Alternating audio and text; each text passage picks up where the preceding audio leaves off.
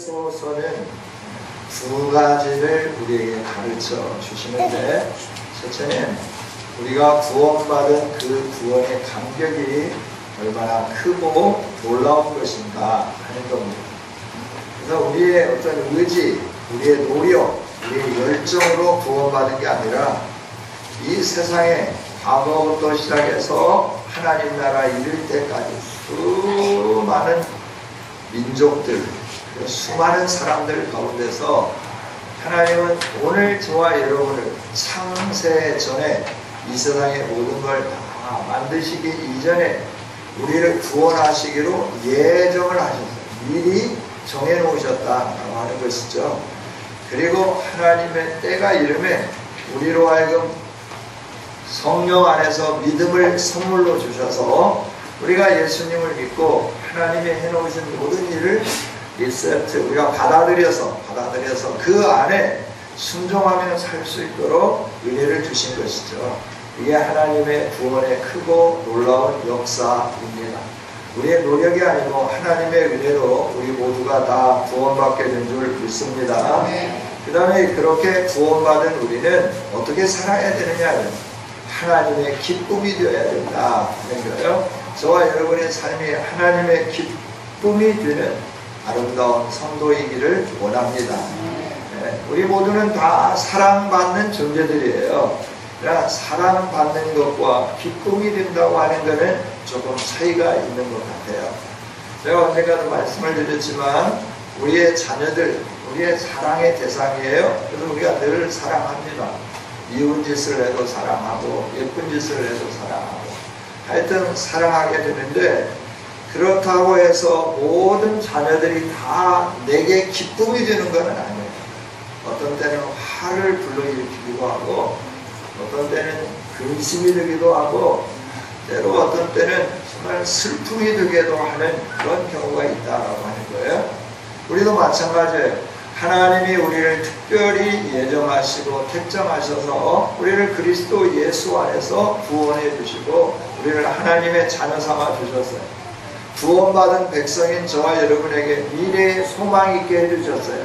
이 세상에 돈 주고 살 수 없는 이 세상의 명예와 이 세상의 권력을 가지고도 준비할 수 없는 영원한 하나님 나라를 우리에게 기업으로 주셨어요.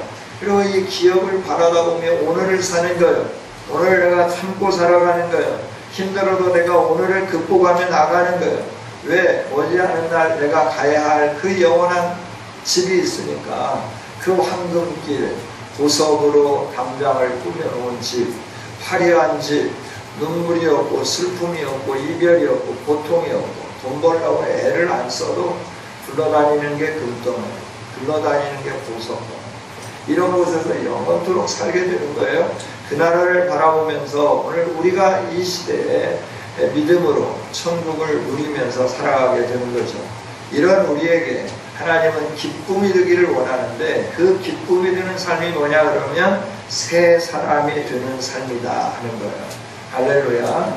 하나님의 생명이 주어져서 우리가 새 사람이 되었는데, 그 새 사람을 입은 자로서의 사는 것, 이게 하나님의 기쁨이 되는 거다 하는 거죠. 이런 새 사람이 임하면 우리에게 어떤 일들이 일어나느냐 그러면 인격의 변화가 나타난다 하는 거예요. 인격의 변화가 나타난다는 것은 삶이 변화된다라고 하는 거죠. 과거의 삶에서 새로운 삶으로 자꾸 전환되어 가게 되는 것이죠. 우리가 예수님 믿으면서도 삶이 별로 변화되지 않으면 좀 우리가 심각하게 고민을 해봐야 돼요. 내 안에 새로운 생명이 주어졌는가. 정말 새로운 생명이 주어지면 우리는 성령 안에서 날마다 그 능력이 역사하기 때문에 새로운 삶의 열매를 맺게 되어 있습니다. 저와 여러분은 이 생명이 있으면 저절로 이 성령의 능력으로 말미암아 새로운 생명의 열매가 맺혀지게 되어 있다고 하는 거죠. 그래서 저와 여러분이 이 새로운 삶의 열매를 맺고 있는지, 그 열매가 뭐냐? 그럴 때 절제된 감정이에요. 그리고 정제화된 언어 생활, 또 무분별한 물질 사용 방법이 아니라 분별력 있는 물질의 사용을 하게 되는 거예요. 그리고 다른 사람과 관계성 속에서도 아름다운 태도를 보여나가게 되는 것이죠. 이 모든 것들이 새로운 생명이 있는 자로서 성령으로 인하여 우리에게 나타나는 열매들이다 라고 말씀을 해주시죠. 저와 여러분이 이처럼 새로운 삶이 주어진 자로서 이 삶을 벗어나는 옛 습관을 쫓아서 그대로 살아가면서 성령을 근심시키지 않는 아름다운 성도들이 되기를 원합니다. 하나님께 받은 사랑으로 정말 하나님의 영광을 올려드리며 하나님의 기쁨이 될 수 있는 우리 성은교회 모든 성도들이 되어주시기를 주님의 이름으로 축복합니다. 그 다음에 우리가 그러면 구체적으로 변화되어야 하는데 어떤 것들이 변화되어야 될 건가 라고 하는 거예요. 저와 여러분이 먼저 정결해지는 거예요. 하나님은 정결해진 예물들을 받으심으로 인하여 거룩하게 해주시는 거예요. 모든 것들이 다 마찬가지예요. 이 세상의 수많은 사람들 가운데 우리를 부르셔서 그리스도 예수 안에서 의롭다 하시며 정결하게 해주셨어요. 정결하게 된 우리가 우리의 정결한 몸을 그대로 하나님 앞에 올려드리고 하나님이 받으시면 거룩한 자들이 되는 거예요. 그래서 저와 여러분이 늘 정결한 삶을 향하여 전진해 가야 된다라고 하는 것이죠. 이 정결하지 않으면 하나님이 받지 않으시는 것, 거룩하고 흠이 있는 것들에 대해서는 하나님이 예물로 받지 않으십니다. 그런데 거룩하고 흠 있는 것들로 하나님 앞에 예물을 드리는 일들을 구약 성도들이 했죠. 그랬을 때 하나님이 굉장히 마음이 아팠어요. 마음이 아파가지고 눈먼 것, 저는 것, 병든 것 너희 총독들에게 가져다 줘봐라. 총독들이 네가 나를 위하여 이렇게 좋은 선물을 가져왔구나 그러면서 기뻐하면서 너에게 칭찬할 건지 아니면 이런 걸 선물이라고 가져왔냐 그러면서 너희에게 채찍과 전갈로 다스릴 건지 네가 한번 해봐라 라고 하는 거예요. 나는 너희 총독보다도 위대하고 나는 너희 총독보다도 더 영광스러운 여호와 하나님인데 너희들은 눈에 보이는 사람들에게는 좋은 것을 과일도 좋은 거 하여튼 뭐든지 좋은 것으로 가져다 주려고 하면서도 나에게 올 때는 왜 병든 것, 저는 것, 눈먼 것, 쓸모없는 것 이걸 가지고 와가지고 그러면서 나에게 뭐 예물을 드렸다라고 이렇게 하느냐라고 말씀하시면서 하나님이 굉장히 싫어하시죠. 오늘날은 예수님 안에서 저와 여러분이 거룩한 산제물이 되었습니다. 산제물이 되었기 때문에 우리들의 삶 자체가 정결하지 아니하면 하나님께서 받으시는 예배가 될 수 없다라고 하는 것이죠. 그래서 매 순간마다 저와 여러분은 정결을 향하여 나가는 보혈의 피를 힘입어서 거룩하여진다라고 하는 거예요. 우리 함께 거룩함으로 전진해가는 아름다운 성도들이 되기를 원합니다. 저와 여러분이 거룩하여져야 돼요. 이게 새 사람으로 사는 일이에요. 새로운 생활을 하는 거예요. 더러운 것을 그대로 가지고 있으면 안 되는 거예요. 그래서 성경은 이렇게도 표현을 했어요. 토해버렸는데 개가 자기가 토한 것을 다시 먹는 것 같은 삶을 사는 것이 거룩하지 못한 삶, 옛사람을 그대로 입으면서 사는 삶이다 말씀을 해주는 거예요. 우리가 버려버린 거 다시 취하면 안 된다 하는 것이죠. 우리가 벗어버려야 할 일들이 있어요. 이 일들을 먼저 벗어버리는 것, 옛 습관, 옛 성품, 옛 사고방식 이런 것들을 다 벗어내지 아니하면 우리는 정결해질 수 없고 정결해지지 않으면 우리의 마음은 어떻게 되느냐 하면 늘 허망해져 가는 것이죠. 허망한 것을 행할 수밖에 없어요. 허망하다라고 하는 것은 목표가 흐릿하고 사고방식이 분명하지 않다. 마음이 성결하지 않고 이것저것 잡다하게 많은 것들로 뒤섞여 있다라고 하는 말씀이죠. 그래서 늘 그 인생은 공허해요. 그래서 방황하면서 살아가게 되는 것이죠. 이걸 하나님은 로마서 1장 21절에서 이렇게 말씀해요. 하나님을 알면서도 영화롭게도 하지 않는다. 감사하지도 않는다. 오히려 그 생각이 허망하여져서 미련해지고 마음이 어두워진 삶을 산다. 이것이 바로 허망해지는, 옛사람을 벗어버리지 않고 우리가 정결하지 아니하고 거룩해지지 않으면 우리의 삶은 이처럼 늘 허망함에 사로잡히게 되는 것이죠. 이 허망함에 사로잡힌 결과가 어떻게 됩니까? 베드로 사도는 베드로후서 2장 17절부터 물 없는 샘이다. 겉으로는 샘이 있어서 모두에게 유익을 줄 수 있을 것 같은데 들여다보니까 아무것도 없는 거예요. 내가 사람들에게 욕 잔뜩 먹게 되는 거고, 그래서 물 없는 샘과 같이 저주를 받게 되는 것이죠. 그 다음에 이처럼 옛사람을 벗어버리지 못하면 광풍에 밀려가는 안개가 되어버린다라고 하네요. 캄캄한 어둠이 예비되어 있다라고 말씀합니다. 그래서 우리로 하여금 이런 옛사람을 벗어야 된다, 자꾸 벗어야 된다, 거룩해져야 된다라고 합니다. 옛사람을 버리지 아니하면 우리는 또 총명이 어두워지게 되는 것이죠. 18절에서도 말씀을 해요. 마음과 생각이 허망하고 허탄해지고 그렇게 되면 총명이 어두워지는 거예요. 촉이 떨어졌다 그러잖아요. 네, 전구단마에 촉이 떨어지면 어떻게 되나요? 전원이 오지만 빛을 낼 수가 없어요. 촉이 떨어지면 쓸모가 없어지는 거예요. 우리가 영적인 촉이 떨어지면 이 세상에서 하나님이 별로 쓸모가 없는 거예요. 그래서 어떻게 되느냐 하면 산상수훈에 있는 말씀에 의지해서 말씀을 드린다면 길에 버려지게 되는 거예요. 길에 버려지니까 어떻게 되냐, 사람들이 발로 밟는 거예요. 수치를 당하게 되는 거예요. 무시당하게 되는 것이죠. 여러분, 우리가 마음이 허망해져 가지고 정결함으로 살아가지 않으면 촉이 떨어집니다. 총명이 없어요. 촉이 좋다 이런 말을 하잖아요. 뭐가 촉이 좋은가요? 그냥 이렇게 딱 봐도 저 사람 상태가 그렇구나, 이걸 알게 되는 것이죠.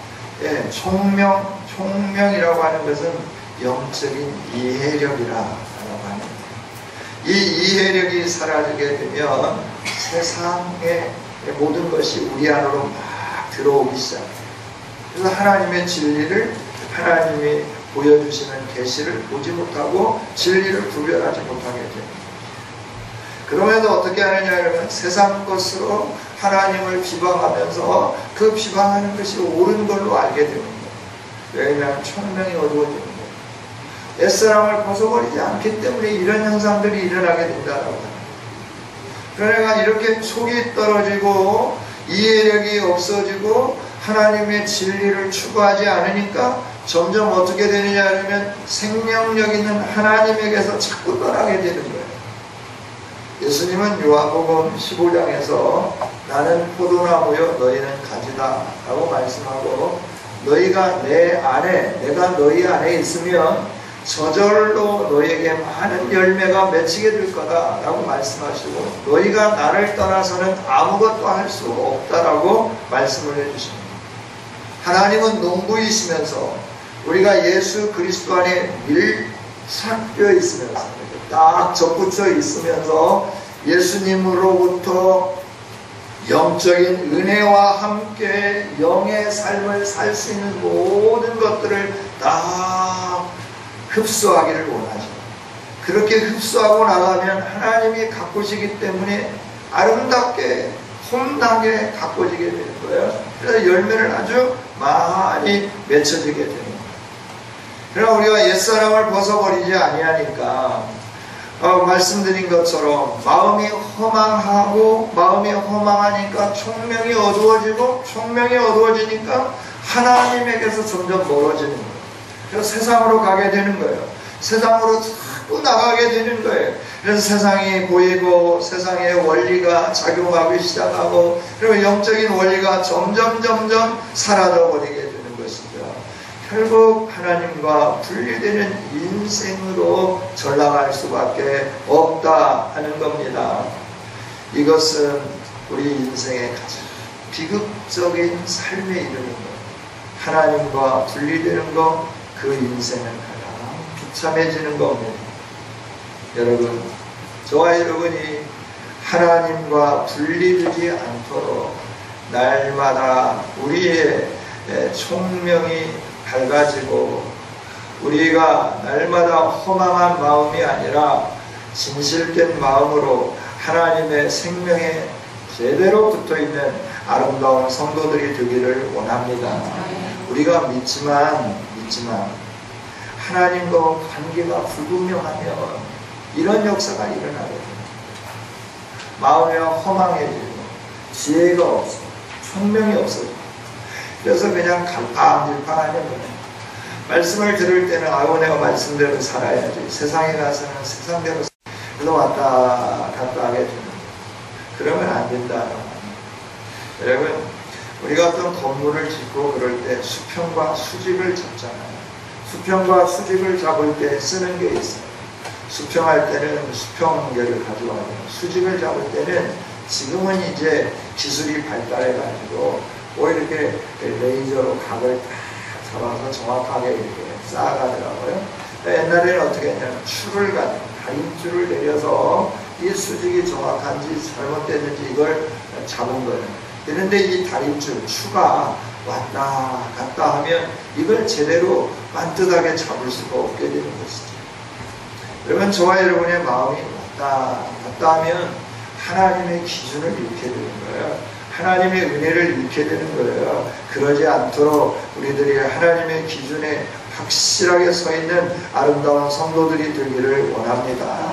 있는 우리가 하나님과 교제가 분명해지려고 하면 날마다 어떻게 해야 되냐, 하나님 안에 머물려고 몸부림쳐요. 태 중에 있는 태아에게 가장 중요한 건 탯줄이에요. 탯줄이 막히거나 끊어지면 그 아이는 생명이 없어지게 됩니다.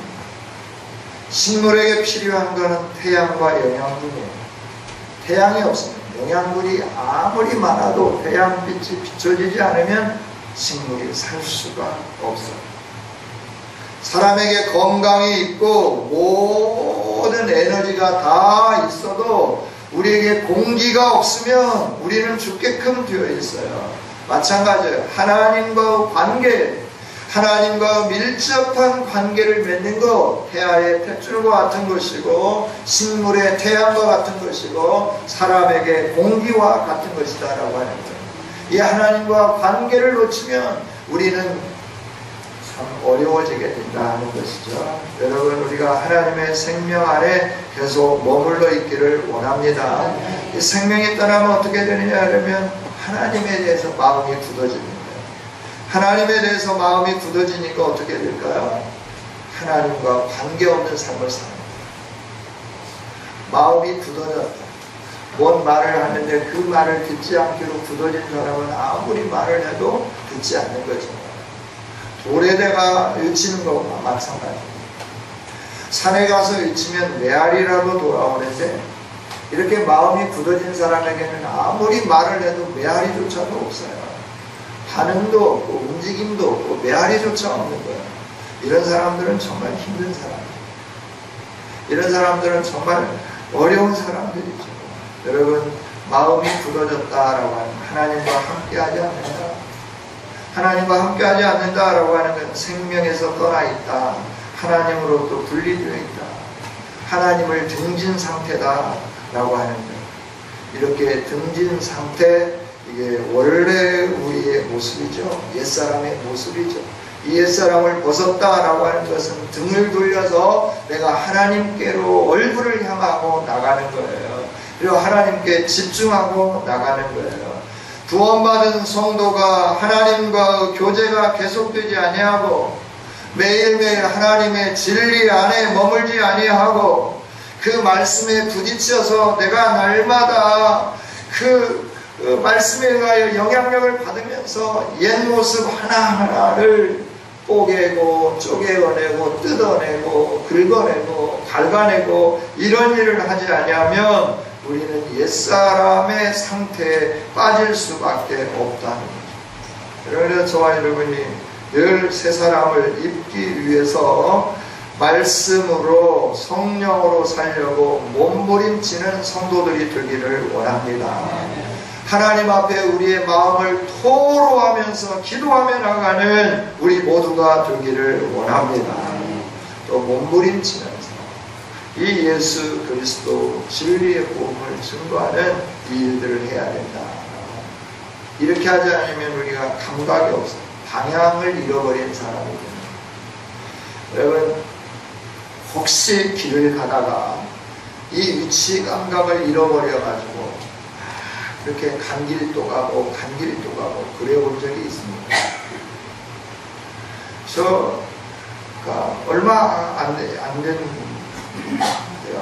제가 이제 모임이 있어가지고 좀 비아 지역에서 식사를 했어요. 식사를 하고 차를 가지고 나왔는데 분명히 그 방향이 집에 오는 길이라고 생각하고 그 방향으로 갔어요. 그런데 제가 원하는 그 길이 안 나오는 거예요. 이 큰 길이 안 나오는 거예요. 그리고 계속 그 골목을 돌고 돌고 또 돌고 또 도는 거예요. 아니 분명히 맞는데 이 길이 맞는데 왜 소방서가 안 나오지? 이 길이 맞는데 왜 그 원하는 길이 안 나오지? 한 바퀴 반 정도 돌았을까요? 정신을 차리고 차를 세워놓고 위치를 다시 한번 확인하기 시작했어요. 내가 서 있는 위치가 어디야? 내가 어디로 가야 제대로 된 목적지를 향하여 갈 수 있어요? 내가 하나님과 관계가 떨어지면 이렇게 감각이 없는 사람이 되는 거예요. 우리의 목표는 천성을 향하여 가는 것이 목표인 줄 믿습니다. 이 세상이 우리의 최종 목적지가 아니에요. 이 세상은 잠깐 우리가 여행하면서 살아가는 세상이에요. 여행자로 사는 거예요. 그래서 나그네로 산다라고 말하고 있는 거예요. 여러분, 나그네로서 화려함 좋을 수도 있죠. 그러나 목적지가 없는 나그네의 화려함은 좋지 못해요. 나그네의 풍요로움, 목적지가 없는 나그네의 풍요로움이 무슨 소용이 있습니까? 목적지가 없는데 그렇게 돌다가 그렇게 살다가 끝나는 인생이라고 하면 아무런 의미가 없지 않겠어요? 여러분, 우리가 옛사람을 벗어버리지 아니하면 이처럼 영적인 감각이 마비되어서 방탕의 길로 걸어가고 하나님이 주신 목적지를 잃어버리면서 내가 무엇을 해야 하며 어디로 가야 하는지를 알지 못하는 이런 삶을 살아가게 된다 하는 거예요. 어쩌면 고장난 브레이크를 가지고 있는 자동차를 운전하는 것처럼 위험한 삶이 될 수 있습니다. 여러분, 저와 여러분이 이제 하나님이 주신 새로운 생명을 가진 자로서 옛사람을 완전히 벗어버리는 아름다운 성도들이 되기를 원합니다. 참된 그리스도인들이 되기를 원합니다. 그렇습니다. 이 그리스도인으로 하면 정말 옛것을 과감하게 벗어버려요. 과감하게 집어 던져버려야 됩니다. 그것에 미련이 남아있으면 안 되는 거예요. 집을 자주 이사하는 분들의 가정에 가보면 가정의 가재도구가 심플해요. 그리고 깔끔해요. 정리가 잘 되어 있어요. 그런데 집을 이사 안 하고 오랫동안 살면 어떻게 되냐면 이것도 사다 놓고 저것도 사다 놓고 정리하고 버린다고는 하지만 그럼에도 불구하고 쌓아지고 쌓아지고 쌓아지는 거예요. 참 희한해요. 처음에 결혼해서 신혼집을 서울 사당동에 얻어서 이제 학교 때문에 올라갈 때는 1톤 봉고차 하나가 다 안 채워졌어요. 장롱까지 다 싣고 가는데도 불구하고 뒤에가 남았어요. 올라가다가 이제 부모님이 담아준 김치도 도구로 싣고 그러면서도 이 쌓을 공간이 남아 있어도 갔어요. 얼마 안 살았어요. 사역지가 결정이 되고 또 이러면서 이제 목포로 내려오게 될 때는 배가 된 거예요. 얼마 안 살았는데 배가 된 거예요. 그래가 뭐 책상이 필요해서 하나 사고 의자가 필요해서 하나 사고 뭐가 필요해서 하나 사고 한 것이 너덜너덜하고 또 책을 읽다 보니까 책꽂이가 필요해서 책꽂이를 사야 되는데 나무를 사다가 그냥 직접 또닥또닥 짜가지고 놓은 그 책장. 뭐 이런 거 하나 둘 해가지고 한 것들이 더 많아지니까 1톤 트럭도 다 안 된 것이 2.5톤 트럭으로도 부족하게 돼요. 이런 일들이 일어나게 됩니다. 이사하면서 또 버리죠. 이거는 아깝지만 다시 별로 쓰지 않았으니까 또 버린다. 여러분 우리도 마찬가지예요. 우리가 새 사람을 입으려고 하면 아깝지만 또 익숙하지만 과거의 모든 것을 자꾸 벗어내야 되는 거예요. 유혹의 욕심을 따라가는 구습, 옛사람의 길을 걸어가게 하는 것, 이것을 과감하게 벗어 던지지 않으면 저와 여러분은 새 사람으로 덧입을 수가 없다라고 하는 거예요. 옷을 벗어 던지기를 원합니다. 구습을 벗어 던지기를 원합니다. 이 구습이라고 하는 건 자기중심의 욕망이에요. 자기중심의 욕망. 사단은 항상 자기중심으로 살게 만듭니다. 나만 생각하게 만듭니다. 내가 불편하면 싫은 거예요. 아이들도 그렇잖아요. 자기가 좀 불편하면 막 불편하다고 막 아우성을 치는 거예요. 꼬마 아이를 싣고 이제 오고 가고 했는데 좀 더우면 덥다. 왜 이렇게 덥냐 막 이러고 에어컨 틀어놓으면 춥다 막 이러고 나는 더워 죽겠는데 또 에어컨도 막 꺼야 되고 막 이런 현상들이 일어나겠죠. 아이들조차도 자기에게 맞지 않으면 안 되는 거예요. 항상 자기 중심이에요. 부부간에도 이렇게 다투고 이게 뭐예요? 유치한 것 가지고 다투는데 자기 중심이에요. 네? 왜 젓가락이 짝이 안 맞느냐라고 하는 거야. 짝이 좀 안 맞으면 어떻게 해? 좀 집어먹는 거 그냥 대충 먹다가 이제 설거지해가지고 나중에 딱 맞춰 먹으면 되잖아요. 근데 왜 접시하고 밥그릇이 안 맞느냐는 거예요. 왜 세트가 안 맞느냐. 국그릇하고 밥그릇이 왜 이게 다르냐라고 하는 거예요. 분명히 국그릇, 밥그릇을 세트로 샀는데 수저 젓가락까지 세트로 샀는데 왜 밥상에 올라올 때는 이 모양이냐라고 하는 거죠. 반찬 그릇을 이렇게 좀 네모지게 깔끔하게 해가지고 몇 가지 담을 수 있도록 딱 샀는데 그거는 어디 가고 왜 냉장고 안에서 통째로 나와서 뚜껑 열고 먹고 다시 닫고 집어넣느냐라고 하는 거죠. 아무것도 아닌 거예요. 부인된 사람으로는 그것이 편리한 거예요. 내고 집어넣었다가 또 남은 거 처리하기 불편하고 그것도 뭐 이렇게 씻고 하라고 얼마나 힘들어요. 그렇다고 뭐 남편들이 설거지나 제대로 해주면서 뭐 이런다고 하면 괜찮은데 설거지도 않고 자기는 가만히 앉아가지고 먹을 거 다 먹고 난 다음에 과일 가져와라, 물 가져와라, 뭐 덥다, 차다, 뭐 선풍기 틀어라, 뭐 TV 틀어라, 불 떠라, 불 켜라, 뭐 난리를 치면서 자기는 아무것도 안 하면서 왜 이게 안 맞느냐라고 하는 거예요. 젓가락 짝지가 좀 안 맞으면 어떻게 해요? 젓가락질 못해요. 아니 그릇이 좀 다르면 밥을 먹는데 그 밥이 변질돼요. 국이 좀 어떻게 맛이 떨어져요. 아무런 이상이 없잖아요. 그래서 사람들은 항상 자기 중심, 자기 주관적. 그래서 자기 중심에 안 맞으면 아이 저 사람은 싫어. 근데 자기 비유에 좀 맞으면 그 사람은 너무너무 좋은 거야. 막 이 사람은 막 너무너무 좋은 거야. 이게 바로 구습을 주는 옛사람을 쫓아가는 거죠. 하나님 말씀이에요. 너희들이 이런 것부터 벗어 던지지 못하면 나아가 내가 너희에게 준 성령으로 말미암은 새 사람을 덧입을 수가 없다. 새 사람을 덧입지 않으면 너의 삶은 계속해서 방탕과 방임과 그리고 마음의 굳어짐과 나에게서 멀어진 삶을 살 수밖에 없다. 그러니 네가 그렇게 살면 내가 정말 근심스럽다. 내가 근심스럽다. 성령이 근심스럽다라고 말씀하는 거예요. 이런 일들을 하지 않도록 너희들이 벗어 던져버리고 그 다음에 새 사람을 좀 입어라 라고 말씀하는 거예요. 오늘 예배하는 저와 여러분이 새 사람을 입는 아름다운 성도들이 되기를 원합니다. 내 중심에서부터 탈피했으면 좋겠어요. 이웃을 좀 봤으면 좋겠어요. 근데 제가 자기 중심이잖아요. 여러분 더운데 저는 에어컨 껐어요. 왜냐하면 제가 추우니까. 바람이 이렇게 다 오면 저는 너무너무 추워요. 온 살갗이 막 추워가지고 추위를 느끼는데 여러분들은 덥잖아요. 그러니까 여러분을 생각하면 제가 틀어드려야 돼요. 그래서 틀어드려요. 말씀을 실천해야지. 시원해요. 추우면 제가 추우면 또 끌게요. 저와 여러분이 늘 자기중심적으로 살아요. 운전할 때도 그렇고, 부부간의 관계도 그렇고, 부모와 자녀 간의 대화를 할 때도 그렇고, 뭘 얘기를 하려고 하는 거 모르니까 좀 조용히 해라. 그냥 모르니까 좀 알게 해주면서 이러고 해서 먼저는 이렇게 됐고, 가운데는 이렇게 됐고, 앞으로는 이렇게 될 것 같은데, 엄마 생각은 어때? 아빠 생각은 어때? 내가 어떻게 행동을 했으면 좋겠어? 이렇게 좀 얘기를 하면 얼마나 좋겠어요.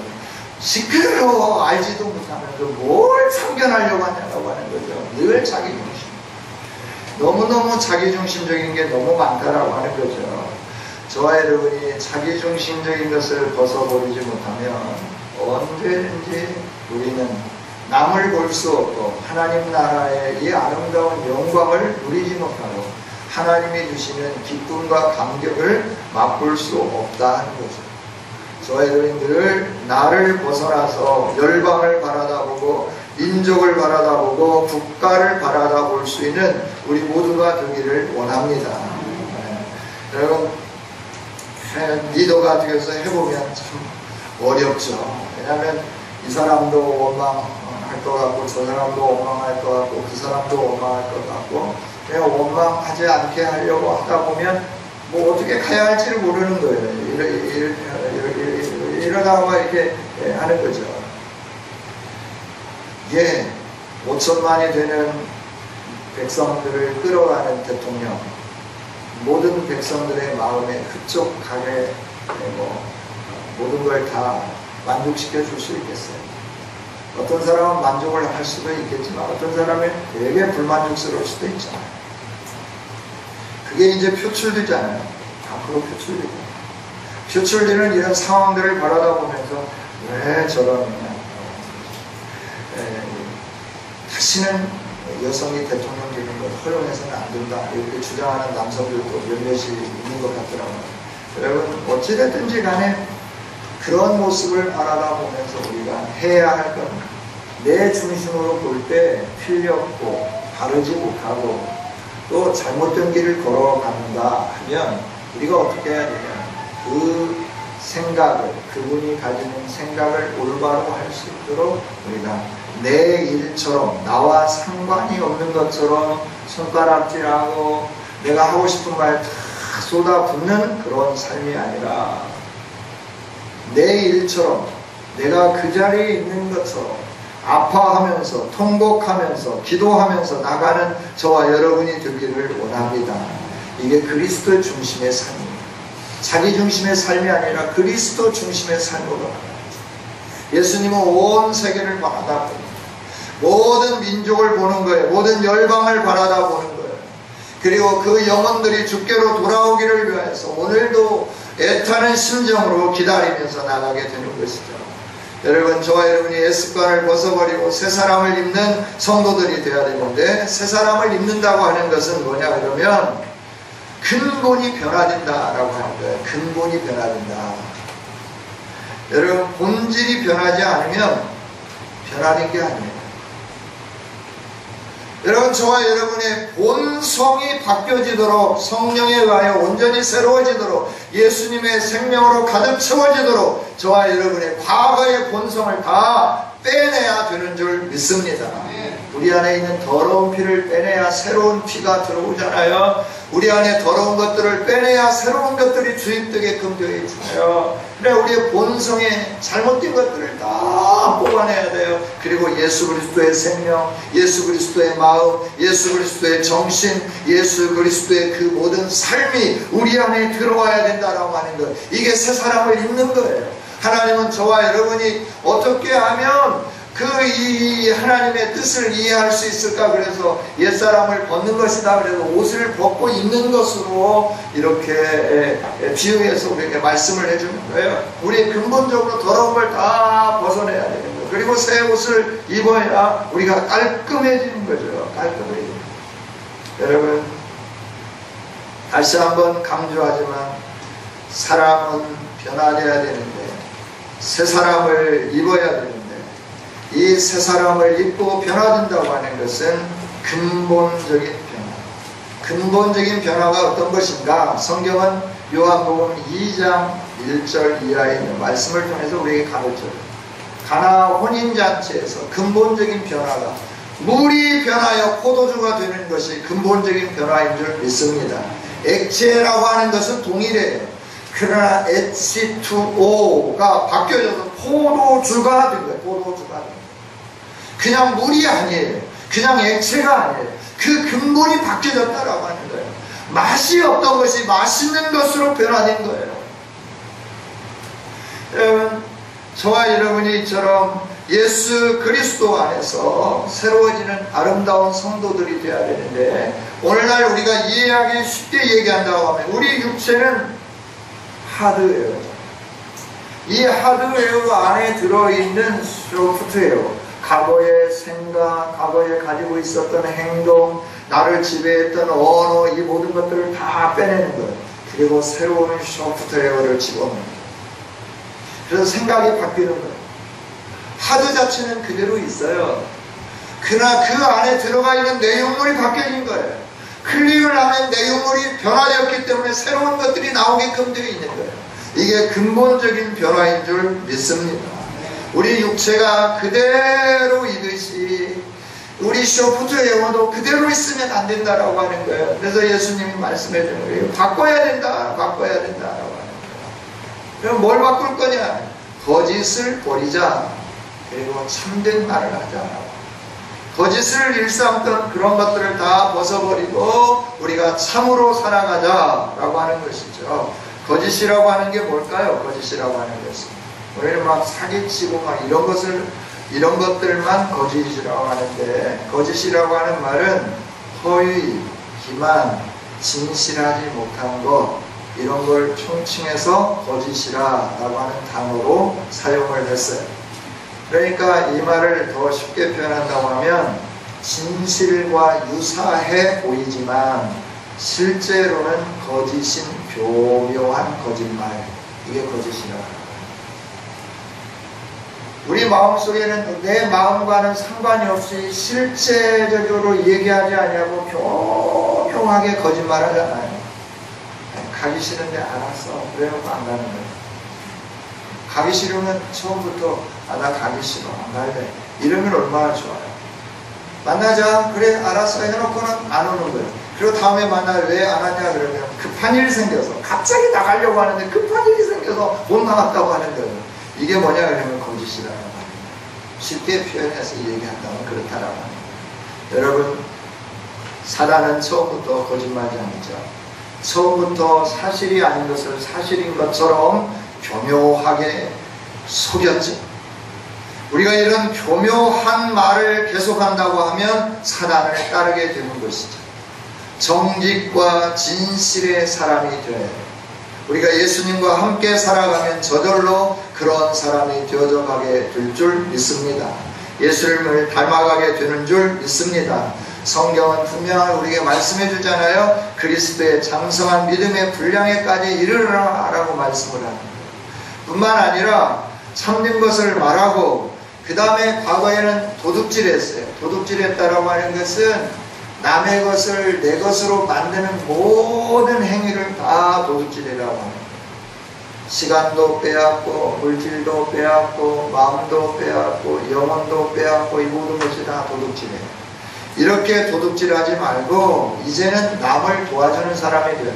시간적으로도 도와주고, 물질적으로도 도와주고, 모든 것으로 좀 도와줘라. 네가 갖고 있는 지식으로도 좀 도와주고, 네가 가지고 있는 모든 경험도 도와주고, 그냥 막 도와줘라 라고 하는 거예요. 과거에는 내가 잘 되고, 내가 출세하고, 내가 성공하고, 내가 돈을 많이 벌기 위해서 남에게 어떻게든지 간에 남에 있는 것들을 빼앗아야 되기 때문에 도둑질을 했죠. 정직하게 살기를 하나님이 원하고 계시는 거죠. 그 다음에 하나님 뭐라고 말씀하셨냐 하면 분을 내지만 해가 지도록 품지 말라라고 말씀합니다. 분내는 것, 우리 안에는 다 분노가 있어요. 분노. 우리 안에 분노가 없는 사람은 아무도 없죠. 그래서 화를 내는 거예요. 분노를 내는 거예요. 그런데요, 성령의 은혜를 한순간에 다 사라지게 만드는 것이 분노라고 하는 사실, 화를 내는 사실. 기도원에 이렇게 내려오는 길, 기도원의 길목에 이 농사를 짓는 어떤 분이 계셨어요. 그런데 그분이 하시는 말씀이 뭐냐면, 이 기도원에 다니는 사람들, 예수 믿는다고 하는 사람들 다 회개해야 된다라고.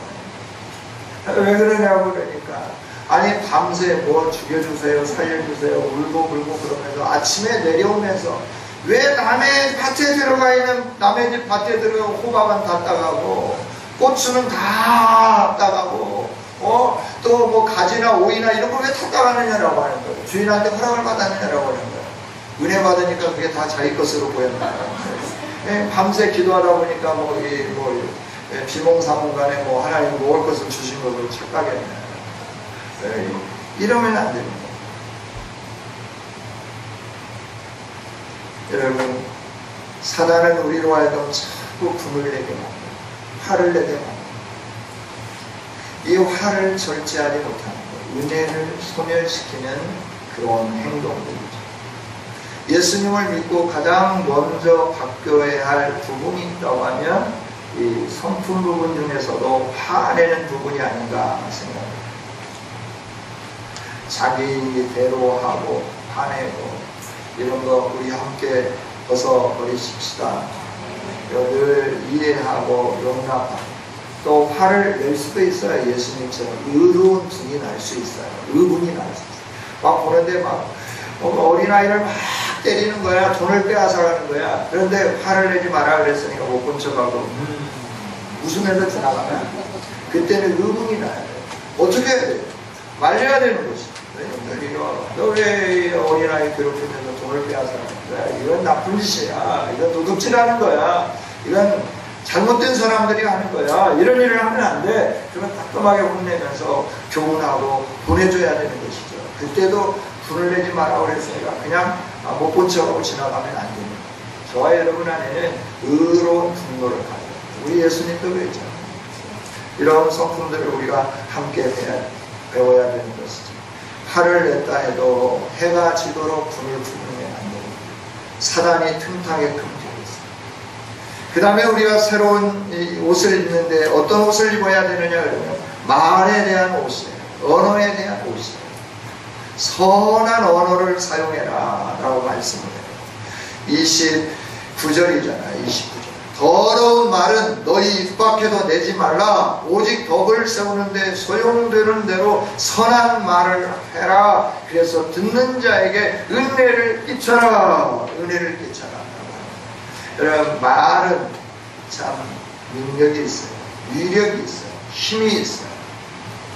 사람들을 아주 어렵게 하기도 하고 사람들을 춤추게도 만드는 게 말인데, 저와 여러분이 선한 말을 하면서 듣는 사람들에게 은혜를 끼칠 수 있도록 새 옷을 입는 우리 모두가 되기를 원합니다.